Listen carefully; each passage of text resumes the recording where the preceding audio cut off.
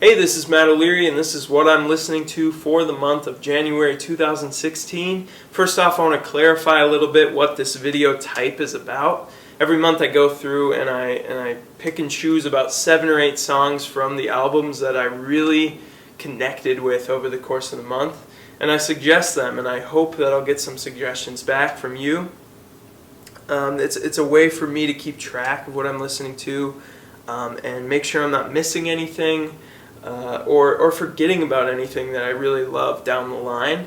Also, I want to kind of restore hope, because as a music fan I know that a little pessimism can creep in as you listen to new music and think, I'm never going to connect and love and be entertained by something as much as the music I love from the past.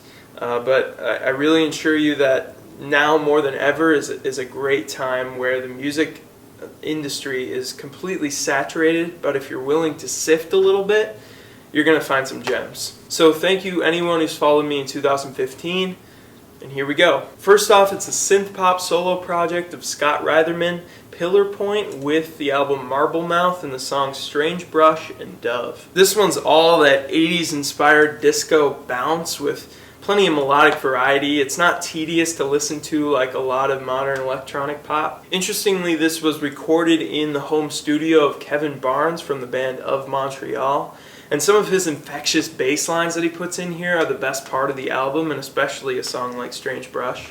And the song Dove kind of gets at that quirkiness of the band LCD Sound System. Next is an album that just came up and completely surprised me from this month. It's Cian Nugent's Night Fiction with the songs Lost Your Way and Shadows. This is just some fantastic blues rock from a really true guitarist who's known more for his ambient and instrumental style, but this album is more short and sweet and to the point. The diversity reminds me a lot of Jim O'Rourke's last album from last year, Simple Songs, in that it's an ingenious yet really humble showcase of his songwriting skills, and really nothing like his experimental past. This is for you if you love the sweet comfort of Van Morrison's voice or Riley Walker's stuff. Next are a couple songs, The Clearing Fills and the title track from the new one from a band that I really just got into. It's the post-rock band Tortoise. This album isn't super ambitious or anything, but it still involves those kind of unique jazz chord voicings that I really liked in their past stuff. Gotta say,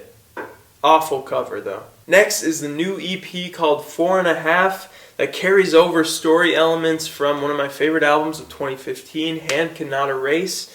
It's the incredible Steven Wilson. The opening track, My Book of Regrets, is really the perfect Steven Wilson song, the first 2.5 minutes being the best pop he's ever written. Then the middle breaks off into this maelstrom of moody soloing until it returns at the end to that exquisite chorus hook. My Book of Regrets is actually a lyric that comes straight from the Hand Cannot Erase story in the song 3 Years Older. This isn't my favorite work from him, but there are some great instrumentals on this album along with that song. My favorite being the really tranquil Sunday Rain Sets In. This definitely overall feels less connected than Hand Cannot Erase story-wise, and more like B-side material. Alright, we got a few songs left here. The first is In a Gothic Church, from Walter Martin's really quirky new album, Arts and Leisure. This is a really lethargic and casual singer-songwriter album about nothing other than art history. Really, these are songs that could have been on the Napoleon Dynamite soundtrack. Walter Martin has a raspy and observational style that's just really pleasant and relatable. This one's about his experience in a Gothic church, from putting on his necktie to sharing some meaningless pleasantries with a pretty girl. And the best line that sums up probably a lot of people's experience in church is, the old folks feel redeemed and the children fuss and scream, and I just fit in somewhere in between. And the last album, I think, is a must-listen from January, especially if you love some top 40 pop, is the pop duo out of Brooklyn, Chairlift, with Moth. Carolyn Polachek's voice is produced really well with just crispness, but also raw energy and raw emotion. Polymorphing is a great song, really funky with an almost dissonant bass line, And then Crying in Public, geez, that is one of the catchiest chorus hooks I've heard in a long time. I'm going to leave it at that for January, but if you haven't yet, you got to listen to that Dr. Dog album that came out just today called The Psychedelic Swamp.